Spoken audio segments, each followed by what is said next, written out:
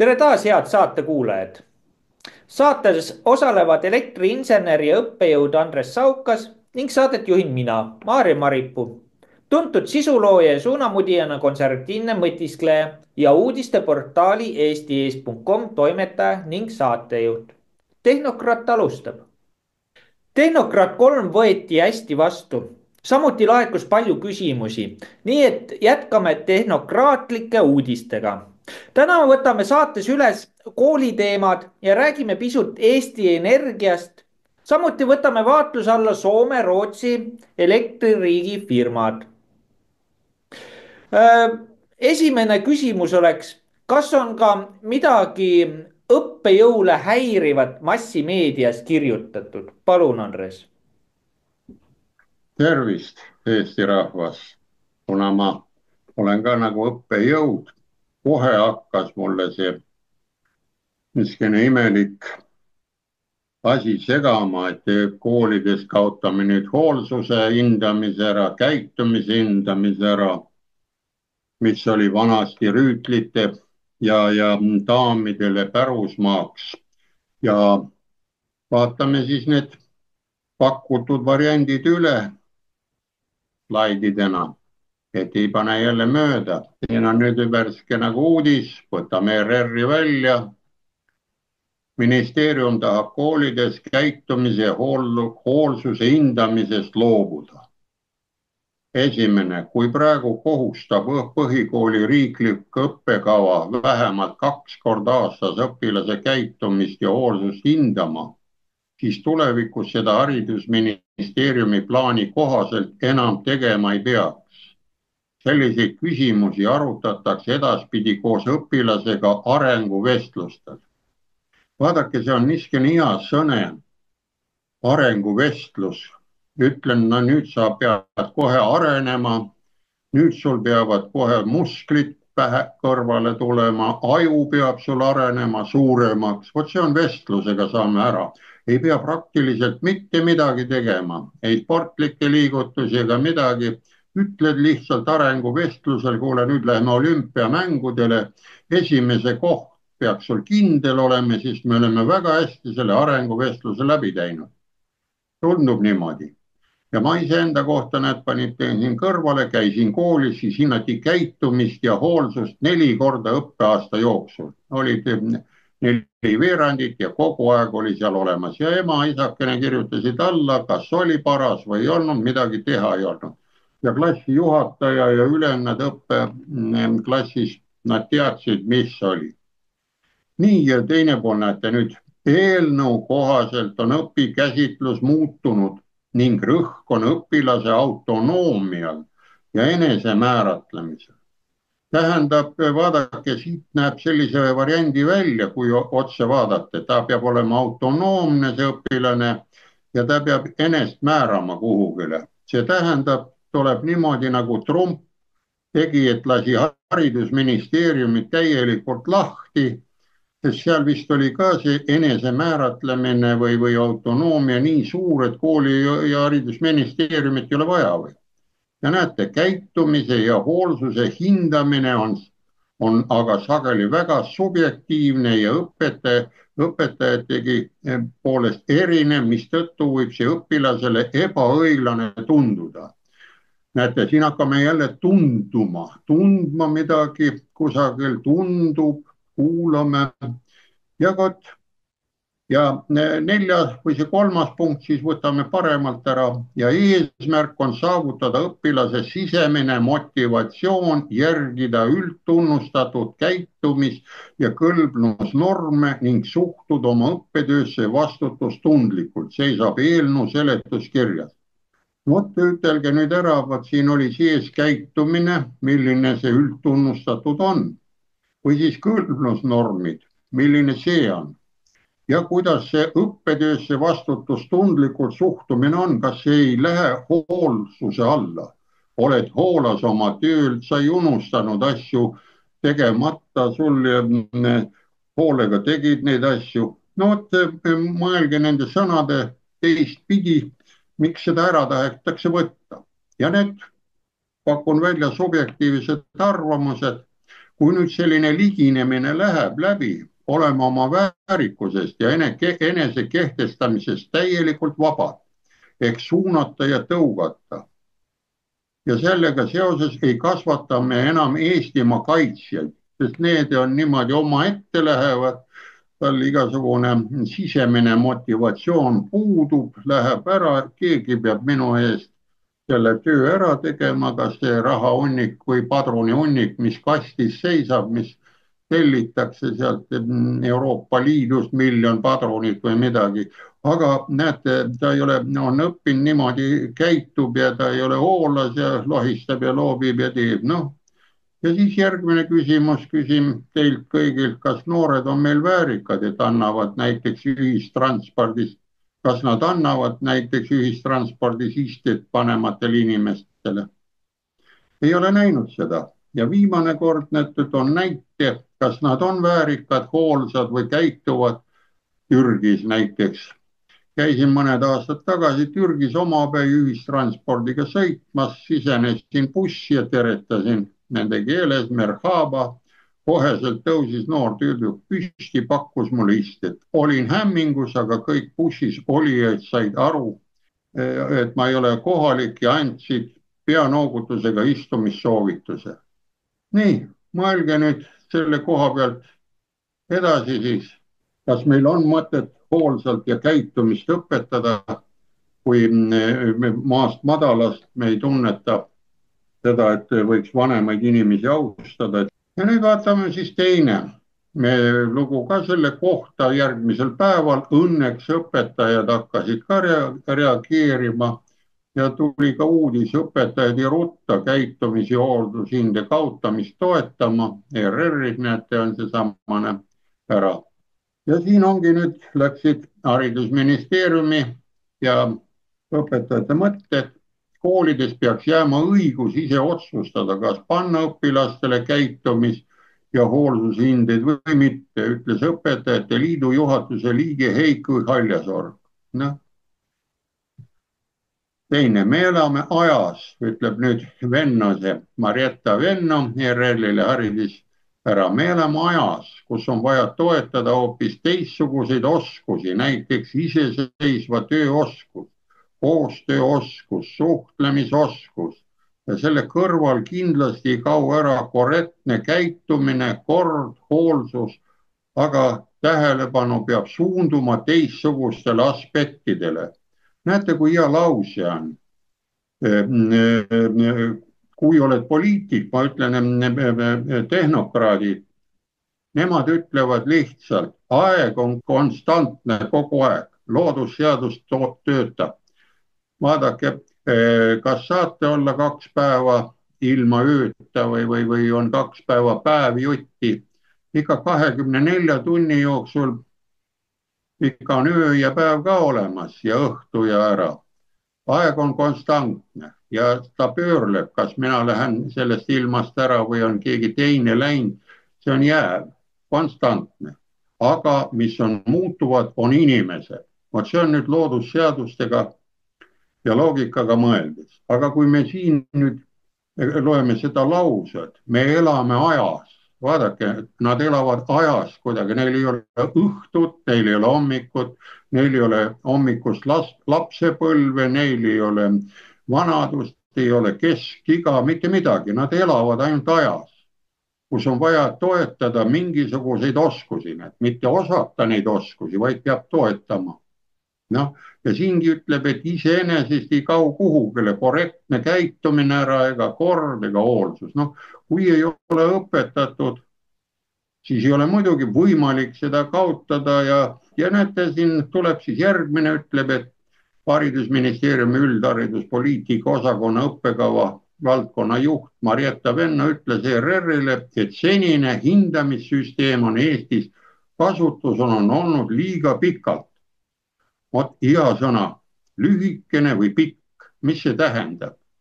Pikalt ees midagi või pikalt lohiseb taga või no vot, kui ta on liiga pikalt on kasutusel olnud, siis peab teda kuidagi hävitama, lühemaks lõikama või ma ei tea, kui ta lohiseb pikalt, noh saba või noh pikalt. Need räägivad sellised ministeeriumi inimesed leiavad korralikke lauseid. Ja siis küsime isegi, näete, kas tõesti hoolsalt tööd tegev ei oska koostööd teha, nagu siin oli, ning ei oska suhelda. Kui kaob hoolsus kaasinimeste suhtes, siis kaob ka käitumine kord. Proovige saata ilma hoolsa väljaõppeta noormees lahingusse. Ta kohe hukkub ju, jääb kuhugile kinni ja on. Ja millises suhtes siin räägitakse? Õpetaja on inimene. Olen vaadelnud näiteks kurgede sügisesi treeninglende. Seal ikka noor kurg, kui lenda sirgelt rivis, saab sugeda. Suur kurg tuleb selga ja klopib teda ja riidleb teda nende kurgede linnu keeles ja nad õpivad lendama. Sest kui ta seda lendamist ja hoolega ei õpi, siis ta hukkub, kui nad lähevad faalangsi või nendega lendavad lõunamaale. Nii et proovime rääkida.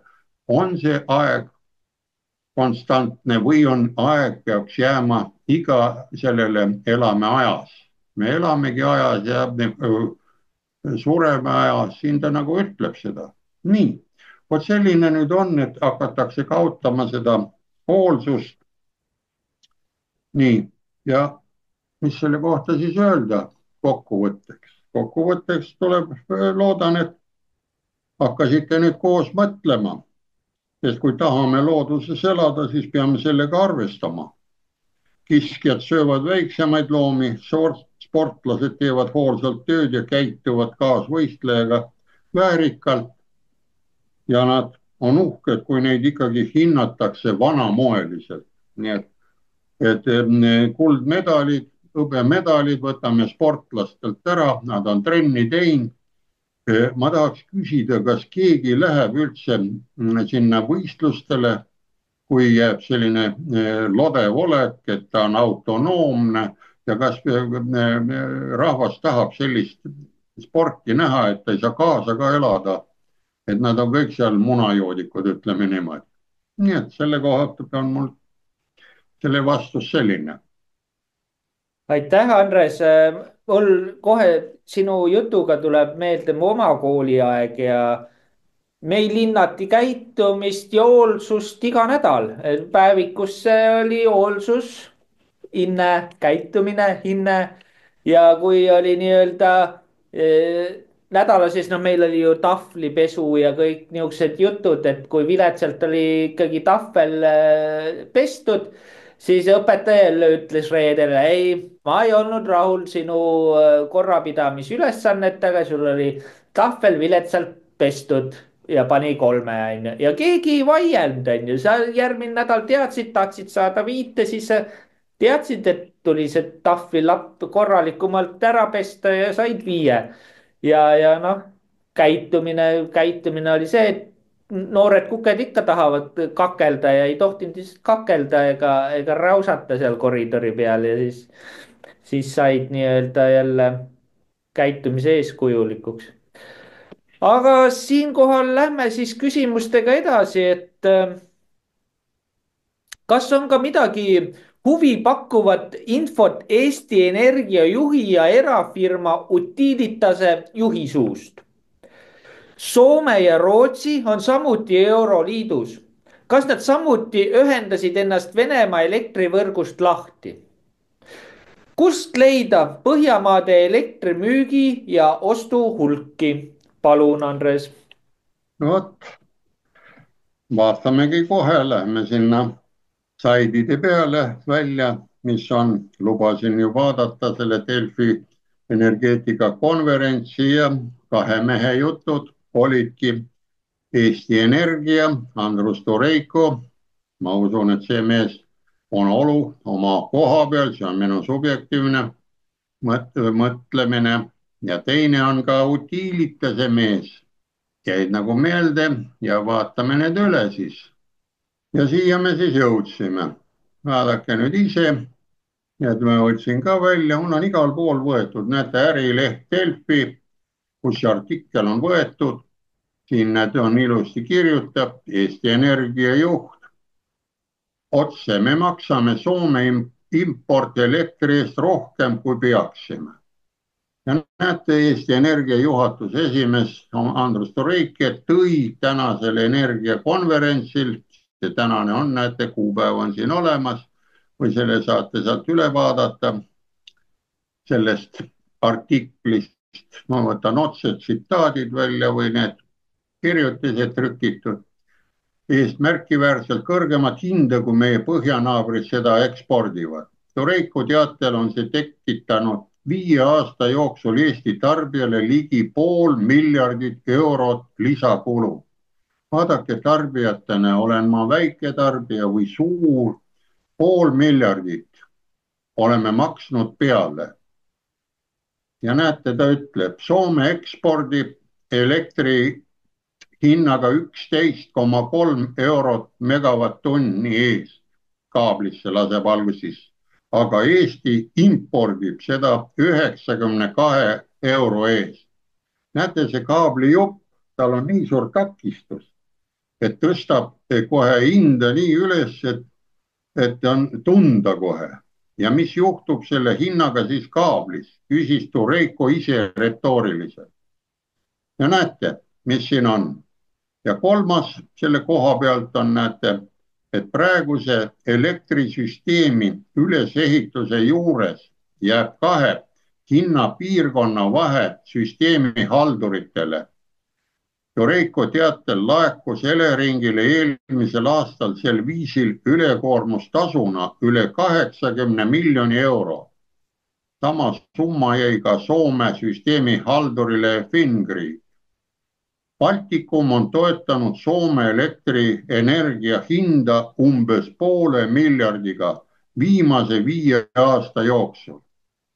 Vaadake, kui hästi me toetame oma põhjanaabrit, ka siis sellepärast, et 30 aastat tagasi nad tulid ja kõigil olid omad Soome poisid, kes tõi kohviveski või. Nii, sellest siis ütles ilusti, rääkis teema lahti Eesti Energia juht. Nii, nüüd läheme järgmise pildi juurde, Utilise juht Priit Koit, mida räägib. Näed, tema pealkiri on ka Ärileht Delfis, sama koht, tema võttis ka sealt sõna ja väljavõtted võtsin ära, mida tasub lühidalt üle vaadata. Näed, tema on nüüd äriettevõtja või. Utilise juht Priit Koit maalis, näete, Delfi energeetikakonverentsil karmi, kuid realistliku pildi Eesti ja Euroopa energiasõltuvusest, tuues paralleele 1990. aastate defitsiiti ajastuga. Ja tema küsis seal, näete, kas mäletate veel aega, kui poelettidel olid vaid 3-liitrised kasemahlapurgid, need olid tühjad, kasemahla ei olnud ju. Ja see on defitsiidi sümbol, alustas Koit, sidudes mineviku õppetunnid tänase energiakriisiga. Näete, keegi ei ole energiakriisist aru saanud, 2 meest on nüüd, aga ülejäänud on seal millegiga tegelevad, teevad asju, igasuguseid kohapealseid kükke või mis nad seal teevad, et kuidagi ära põhjendada või nendele ei jõua kohale või on see samane protsent, nagu oli siin jutuks. Ja näete, Koit rõhutas, et Eesti, Läti ja Leedu tarbisid eelmisel aastal kokku 27 teravatt-tundi elektrit, kuid tootsid vaid 17. See on 10 teravatti suurune puudujääk, mis moodustab 35% tarbimisest. On Koidu sõnul häirekell. Me oleme oma naabritest väga sõltuvad.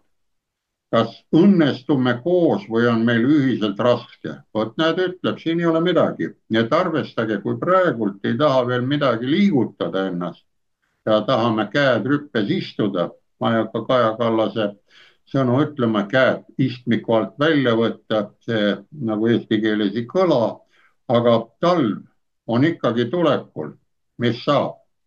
Ja Eesti võiks olla selles osas digitaalsest majandusest, et ta ütles Koit rõhutades, et Euroopa on selles vallas USA-st maha jäänud, kellel on üle 5000 andmelao ja samas kui Euroopas on neid umbes 2000. No siin on digitaalne need serverid, need suured andmepangad ja toon väikse meenutuse või lihtsalt ära. Läheme väikesele Islandi saarele, kus on 300 000 elanikku, 50 sõjaväelast seal on neid andmeladusid üksjagu, sest seda kõvat energiat, elektrit, aga nemad saavad maa seest tulevast soojusaurust, soojuselektrist ja need andmelaod on niivõrd segamini üksteisega, et kui neid pommitada, võid lasta oma serverid puruks, ütleme oma kogu selle mälupangad ja kosmose ja kõigi, mis on. Ja näed, see ongi nüüd andmelaod. Miks me ei või siia ehitada elektrijaamasid juurde ja teha siia andmeladusid juurde? Näete, USA-s on 5000, meil on siin kokku. No üks on meil ka siin, kui seal minna Tallinnas sõita Künka peale, siin Arkum peale, seal on ka olemas üks ja nii edasi, neid on olemas siin. Aga neid võiks ju ehitada rohkem ja selle juures olekski vaja elektrienergiat ise toota. Muidu siin eelmine üks saade oli või see, et tuumajaam kas mahub ära, oli see tuumakonverentsil siin nende tuulikute ja päikesepatareide vahele, et väikene 300, 2 korda 300, mina paneks kohe 1200 sinna Narva, kus praegu vett ja veehoidla kõik ära ja sinna need andmelaod juurde, me müüks serveri ja infot nii, et meil oleks raha üle ja nii edasi, nii edasi. Nii, siit saime siis selle impordi asjad ära, mis oli nüüd väga huvitavad, need mõelge, siin on faktid sees, suured ülejäänud, ma ei hakanud teil siin lahti võtma, mida need riigi ametnikud heietavad, oi, mida nad räägivad, millest mina aru ei saa. Vot nende kahe mehe jutust ma sain aru, et me oleme peale maksnud 5 aastat suured summad ja siis hoiame mingi kaablijauk, et seda kaabliga sealt saada. Ja vot sellega nüüd sobibki see samane Soome ja Rootsi järgmised pildid, mis pakuvad kindlasti ka teile huvi. Näete, siin on nüüd võetud, siit saate võtta Põhja elektrivõrkude kaardi lahti. Ja siin on aadress Svenska Kraftnät, see on Rootsi riigi elektrifirma. Ja vaadake, mis siin on. Loen kõrvalt ära ja siis vaatame kaarti ligemalt ja küsime midagi. Näete, Rootsi riiklik elektrivõrk koosneb ligikaudu 17 500 kilomeetri pikkuses elektriliinis ja ligikaudu 175 salajaama ning lülitusjaamast ning ühendustest teiste riikidega. Ja nüüd vaatame kaarti ja teile kõigile kodune ülesanne, kas Norral, Rootsil, Soomel on jäänud veel ühendusliine Venemaaga. Selle kaardi saate lahti võtta ja ütlen saladuskatte all, et need punased jooned, mis ma siin peal on, need ma tõmbasin ise teile, mis on lahti ühendatud nüüd Valgevenest, Venest. Muidu selle kaardi peal need on kõik olemas, nii et iga kell võib tagasi lülitada. Ei juhtu mitte midagi, see mõni traat on, aga muidugi kui lükkame mõned mastid ka pikali, siis on. Aga vaatame ülevalt, vaatame, kelle kaabel see on või see kelle liin on, see ei ole kaabel, õhuliin. Näete, jookseb Norrasse, on ju siit. Ja mis siia on kirjutatud? Russia. Nii, läheb. Nüüd on teine, mis siin on, näete, tuleb otse, mis siia on kirjutatud? Finland. Siin on Finland ja see on ühendatud sellega ka kinni Norra omaga, et kui midagi juhtub, saab siit ka. ja vaadake, siin on veel üks mingi imelik Singer-Vinger läheb, oi, see läks Rootsi. näete, Norra, Rootsi traadiga ja Soome. tuleme allapoole, mis siin juhtub? Oppa, mis siin on, näete, jälle üks mingisugune ühendus ja siin on mingi ühendus, näete. ja see läheb ühendusega kokku ja mis ühendus see on?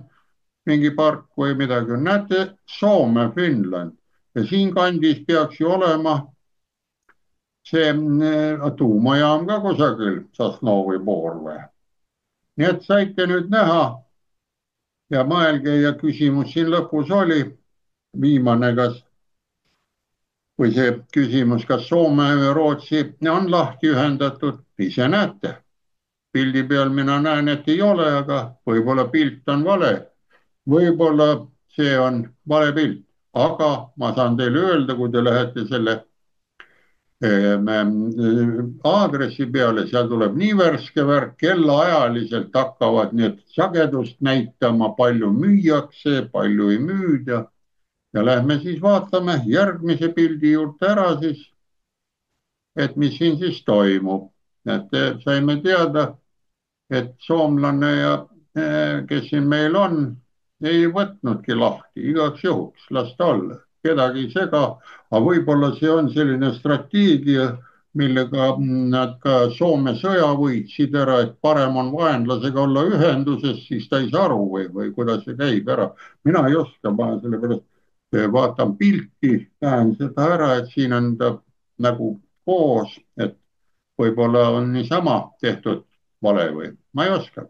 see on ära, poliitik teab kindlasti, kes mis mõtleb, kuidapidi need eksperdid teavad, kes kuidas seal aju sisse näevad, nad, mina ei näe.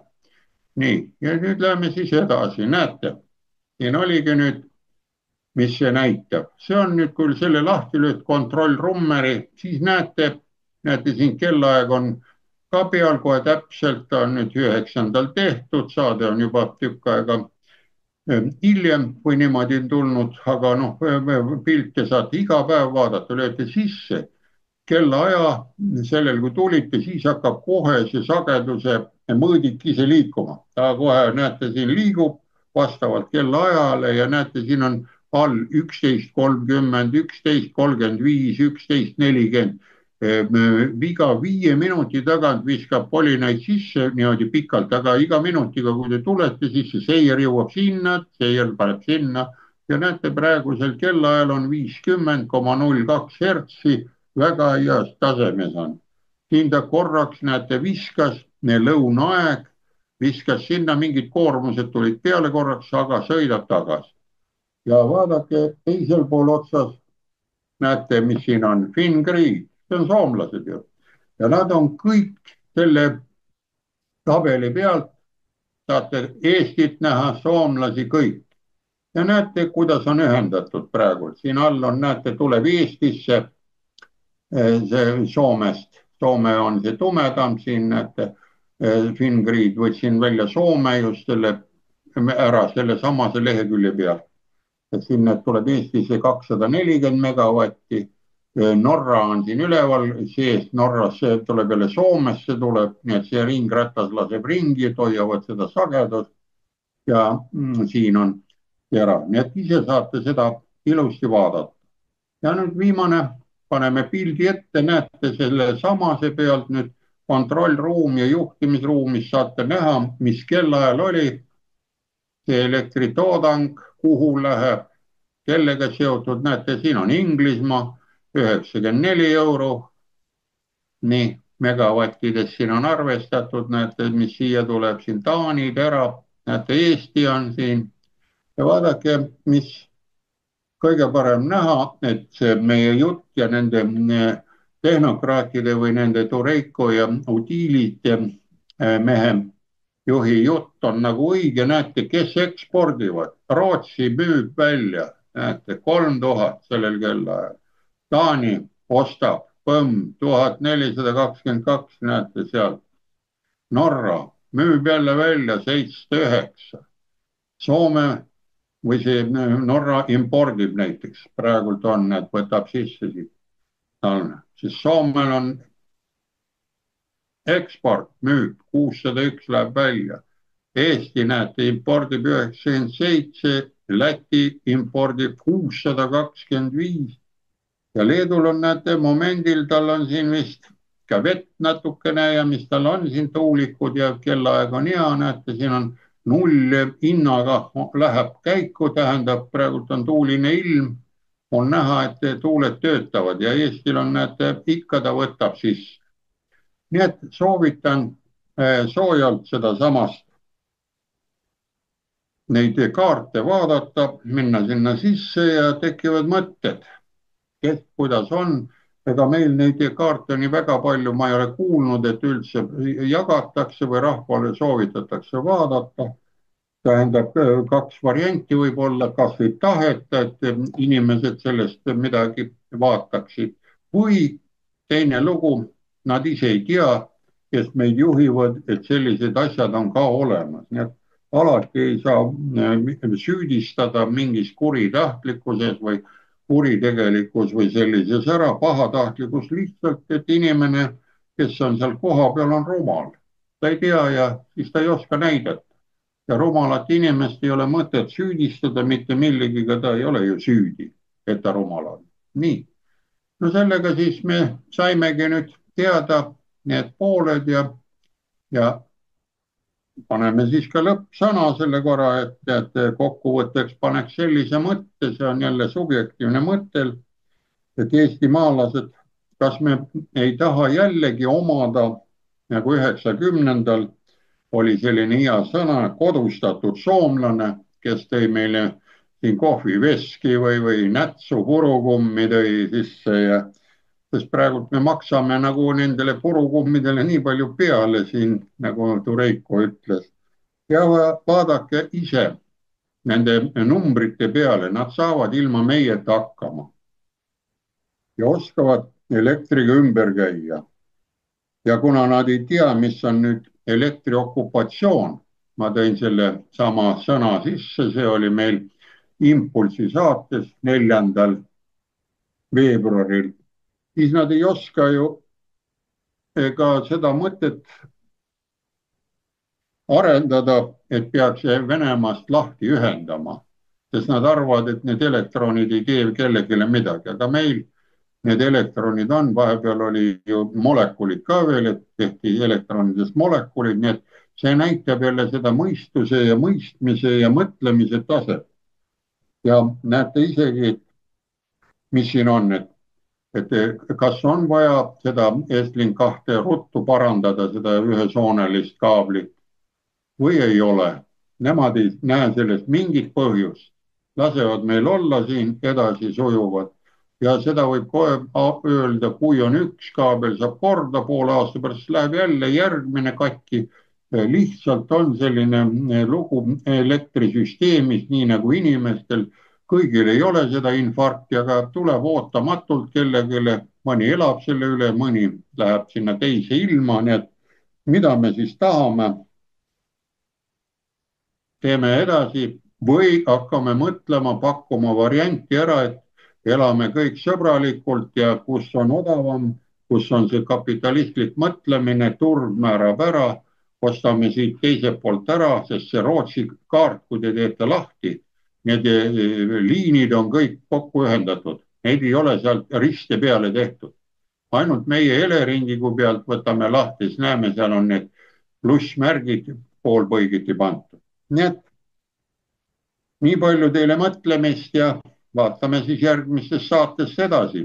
Järgmine, kui tuleb see tehnokraadi ära, kui tekib huvi, siis võime vaadata ju ka sellised osad läbi, kuidas need Soome elektrifirmad üldse koostööd teevad omavahel ja kuidas nad teevad tarbijatega koostööd. See on põhiline, seal on ju neid firmasid palju, aga võtame näiteks Fennon-Voima või võtame Fortomi eraldi käsile. Fortom oli ka Eestis, mäletate, meil oli siin, siis see tehti Imatra voimaks, müüdi korraks ära ka Fortomi üks all ettevõte ja meil on ju Neste siin. Nii et võime seda teemat ka siis järgmises saates võtta, kui muidugi huvi on teil olemas. nii et andke teada, kas teeme edasi sellisest või on. mind huvitab küll, et miks me ei või nende soomlaste moodi olla. ma muidugi kosmonautide ja naiste moodi ei saa olla, sest nemad on naised, aga nad on tublid. nii et lähme siis edasi. aitäh. aitäh, Andres. ja siinkohal ongi kena saade ära lõpetada. aitäh, kallid kuulajad ja vaatajad. järgmine kord taas teiega. nägemist.